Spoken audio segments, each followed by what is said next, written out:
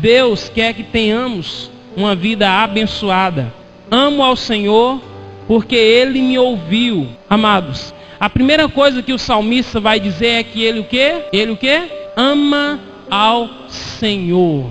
Queridos, é o primeiro mandamento que a Bíblia nos ensina no Antigo Testamento e que Jesus Cristo também vai resumir no Novo Testamento é: amarás o Senhor teu Deus de todo o teu coração, de toda a tua força, de toda a tua alma, de todo o teu entendimento. O salmista ele começa a expressar nesse salmo: amo ao Senhor.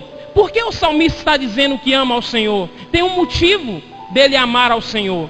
E quando nós vamos seguindo esse salmo, nós vamos ver por que o salmista ama ao Senhor. E ele vai dizer assim: olha, porque ele ouviu a minha voz e a minha súplica. Ele está dizendo: eu amo o Senhor, não amo o Senhor por acaso. Eu amo o Senhor porque Ele me ouviu. O Senhor é um Deus que ouve, não é surdo.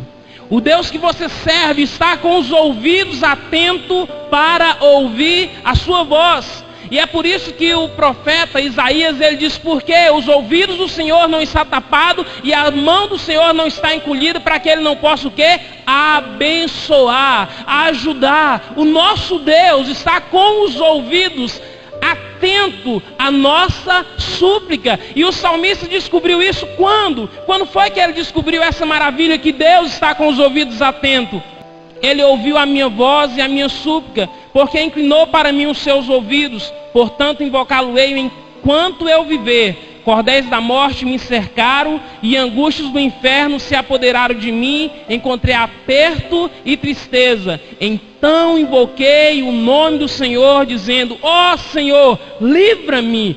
Ele descobriu que os ouvidos do Senhor não estavam tapados quando ele estava passando por aperto, quando ele estava passando por um período de dificuldade, quando ele estava passando por um período de angústia. Ele disse que cordéis da morte cercou ele. O aperto estava tremendo.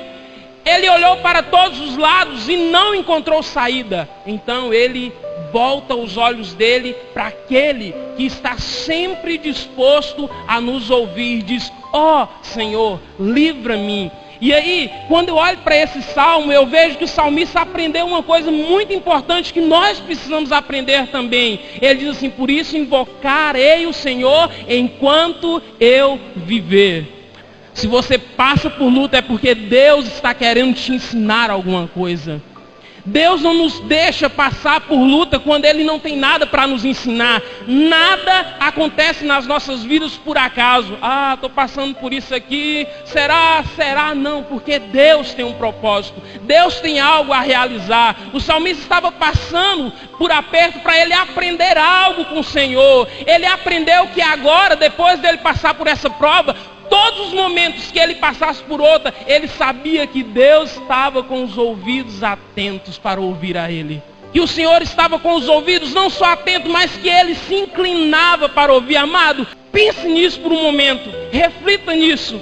Deus está lá sentado no trono dele de glória, mas quando você começa a clamar, ele inclina o ouvido dele para ouvir e diz: filho, fala, eu estou te ouvindo. Pode falar que eu estou ouvindo a tua voz. Por menos que muitas pessoas achem: será que Deus me ouve? Será que Deus pararia, perderia tempo para ouvir uma pessoa como eu, miserável como sou? E o salmista está dizendo: Deus te ouve. Deus ouve a sua súplica. Deus ouve quando você clama. Deus ouve quando você entra no quarto. Deus ouve quando ninguém mais quer te ouvir. Deus diz: pode falar, meu filho, que eu estou te ouvindo. E aí o salmista diz: agora eu vou invocar esse Deus todos os dias da minha vida. Enquanto eu viver, eu vou invocar esse Deus, porque eu descobri que Ele é um Deus presente. Porque eu descobri que Ele não é um Deus alheio aos meus problemas, mas que Ele está observando a minha vida. Os irmãos sabem o que significa essa palavra misericórdia? Compaixão. Mas tem algo mais. Misericórdia significa colocar o coração no sofrimento do outro. O salmista está dizendo que Deus, Ele é misericordioso. Quando você está passando por algo, quando eu estou passando por algo, quando nós clamamos ao Senhor, Deus coloca o coração dele no nosso sofrimento. É como se Deus falasse: olha, filho, eu sei que o seu sofrimento é grande e você sozinho não consegue suportá-lo, mas eu agora estou colocando o meu coração na sua dor. Eu estou sentindo a mesma coisa que você está sentindo. Pode contar comigo, eu vou te tirar desse sofrimento, porque eu sou todo-poderoso. Deus coloca o coração dele no nosso sofrimento. Ele inclina os ouvidos, ouve a nossa súplica, vê o que é que nós estamos passando, ouve o que é que nós estamos falando, e aí ele agora chega e coloca o coração dele. Amado, isso é maravilhoso demais. É maravilhoso saber que nós servimos um Deus que se importa conosco e que coloca o coração dele no nosso sofrimento, que sofre as nossas dores. Quando você sofre, você não sofre sozinho. Quando você sofre, tem um Deus que está também passando por você por esse sofrimento. É o Todo-Poderoso. Ele é misericordioso, ele coloca o coração dele no nosso sofrimento. Ele declara que ele estava abatido, mas que o Senhor livrou. Aí ele dá uma ordem, não para qualquer pessoa, ele dá uma ordem para a própria alma dele. Veja o que é que ele fala no verso 7. Volta minha alma ao teu repouso, pois o Senhor te fez bem. Ele diz: volta minha alma, você estava angustiada, você estava abatida, você estava aflita, você estava até pensando que não ia conseguir mais sobreviver, mas agora eu te dou uma ordem, porque eu reconheço que Deus te fez bem. Volta minha alma para o lugar de repouso. Lugar de repouso é lugar de descanso. O salmista está dizendo para a alma dele: volta minha alma para o lugar do teu descanso, para o lugar do repouso. Você estava angustiado, você estava aflita. E eu aprendo, irmãos, nisso aqui, que nós estamos vivendo em dias difíceis, mas que no meio dessas dificuldades nós podemos ordenar para a nossa alma também: volta minha alma para o lugar do teu repouso, porque Deus tem te feito bem. E ela vai ter que obedecer, porque é o Senhor que está ordenando, porque é o Senhor que está fazendo bem para ela. E ela vai ter que voltar para o lugar de descanso, para o lugar do repouso, de onde ela saiu, de onde ela esteve perturbada por algum momento, na prova, da angústia, no deserto. Muitos de nós passamos por desertos terríveis, mas no meio do deserto nós podemos clamar ao Senhor e ver o Senhor nos ouvindo, colocando o coração dele no nosso sofrimento. E depois que ele fizer isso, irmão, nós podemos dar ordem para a nossa alma: volta para o lugar do teu descanso, vai descansar. Às vezes reclamamos muito no decorrer do dia por aquilo que acontece, mas depois que o Senhor faz a nossa alma voltar para o descanso, nós não paramos para refletir na bondade do Senhor, para ver quanto Ele é bom, quanto Ele é maravilhoso, quanto Ele faz por nós. E o salmista, ele diz assim: porque o Senhor é bom, Ele me livrou os meus pés da queda, livrou a minha alma da morte, livrou os meus olhos das lágrimas.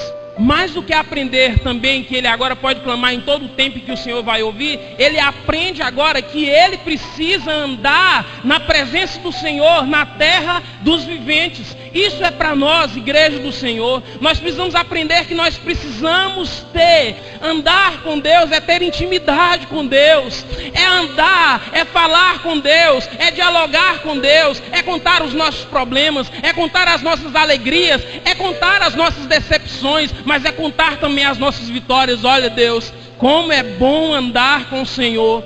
Foi a ordem que o Senhor deu para Abraão, foi: anda na minha presença e ser uma bênção. Queridos, andar na presença do Senhor, andar com o Senhor, é a melhor coisa que nós podemos fazer. Quando eu penso de andar na presença do Senhor, eu penso depois da morte de Jesus Cristo.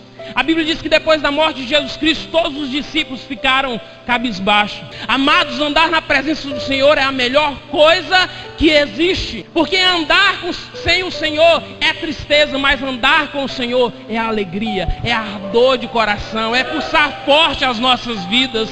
Por isso nós precisamos também ordenar isso para as nossas vidas. Andarei na presença do Senhor, não importa o que vai acontecer, eu vou andar na presença do Senhor todos os dias na terra dos viventes. O Senhor está à procura de verdadeiros adoradores.